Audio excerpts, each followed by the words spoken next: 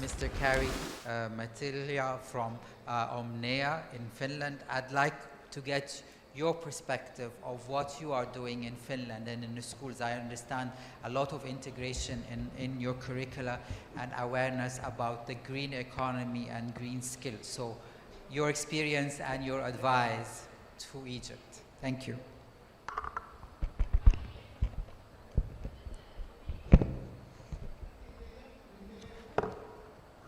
First of all, I'd like to express my gratitude for the invitation. I think this kind of conferences are very important, and it is an honor to be here to share some of the experiences of our world.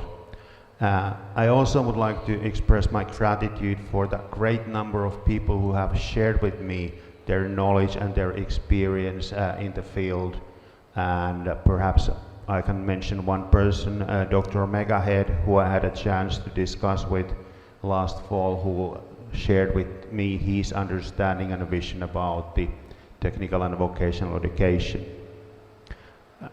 It's been a great time to listen to all the presentations, and I've learned something, so there's something for me to take home also.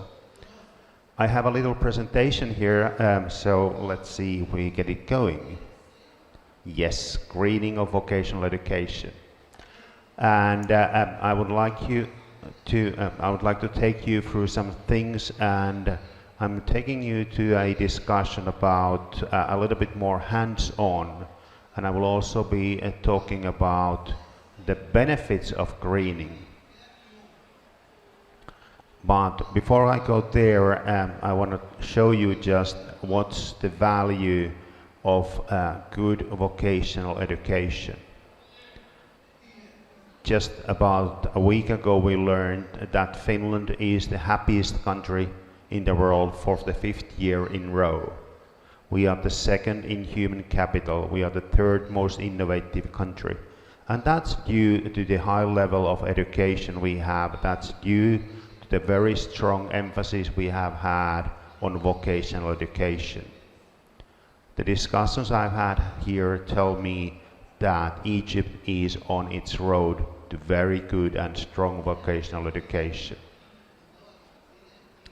I'll be talking about why we should have greening. I'll be talking about what is greening in practice, how to do it, and then I will also discuss a little bit about who should be doing that one, to give you some ideas. Why?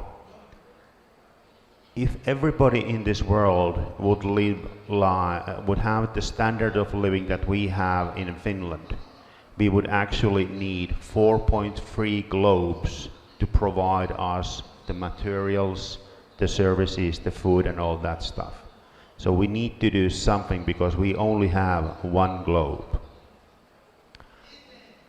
Why? It is about business profits. Greening is good business. It is very good business. I'll give you some examples later. But it is not just about the cost as often is thought about. To me personally, under the present circumstances in the world, education and greening are also tools for peace. It is said that the 3rd World War will be on water, and I don't want to see that one. So we need a roadmap, and a roadmap is great, but then we need people to build the road, and vocational education is in the core of building the road nationwide on every person. So what to do? First of all, we need to build attitude. If there is no attitude, all the other elements that we propose will not have value. So let's build attitude. After we build attitude, we can create awareness. These two things are the elements that should be incorporated in all vocational education. Because when we have attitude and we have awareness, then we can reach action. When we have all those A's, triple A you could call them, we can get to examples like this one here. We all know the standard toilet.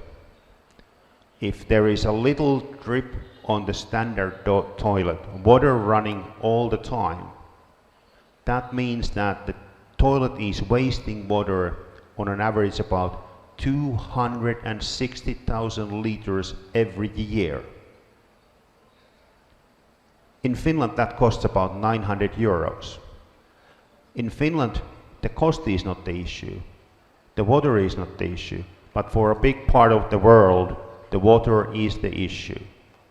And how do we get those little dribbles that are running there to recognize and to fix so that they don't become a cost, so that they don't not wasting our natural resources? That's the how. It all starts with example. And when I say example, I'm talking about the example from people. We copy things. Children copy from their parents. Students copy from their teachers. Students copy from the examples at the workplaces. We need collaboration. Greening of vocational education is a cross-cutting thing. It is not a 5-hour lecture. Greening should be all over education, whether that is mathematics, whether that is baking, whether that is welding. Greening should be all over there. Practical examples, which means that we just shouldn't be talking about how it should be, how you should think, but we should really show hands-on what it is all about. Remember that 260,000 liters I had a little while ago? The first person to notice that leakage is actually the housekeeping lady in hotels, either the children or the parents at homes. So that kind of example should be shown to people, because there is money related. And then we need constructive feedback. Instead of blaming, why didn't you do, we should go to the point where we help people to learn through, okay, this is a point of learning. Again, we get to the learning element. We will need the curriculum, because we need to incorporate everything throughout the cross-cutting elements to subject content. So that's important, that it is also in the written form. And we need to develop educational systems. There's been a lot of discussion about developing educational systems, a lot of discussion about teacherships and teachers, and that's something we need to work on. We are working in collaboration in strategic partnership with Tahil, which is helping the Egyptian vocational education to improve, and we are their partner in that one. An example from Egypt. Last fall I was visiting here, and I was able to visit some vocational schools. And from one school I learned that over the course of about 6 years, their approach about the list of things you see here had led to the point that the companies their students were working in had been able to reach savings in different forms in total of about 100 million Egyptian pounds because of attitude, awareness, action. So there is money available. Who should we have here? Well, first of all, we need to have the student who starts to look around. That's an attitude. We need to have the teacher to promote the things. That's the awareness. We need to have the work-based learning, the examples and supporters. That's the action. And then we need you, because we need the management, how to lead the school development to get things done. And that's the culture of the school. Thank you. I'm sorry I was kind of a little bit sad almost on my discussion, but this is so close to my heart, it is so important to me. Thank you for listening, and if you have any questions, I'll be here all day long. Please just come and ask me. Thank you.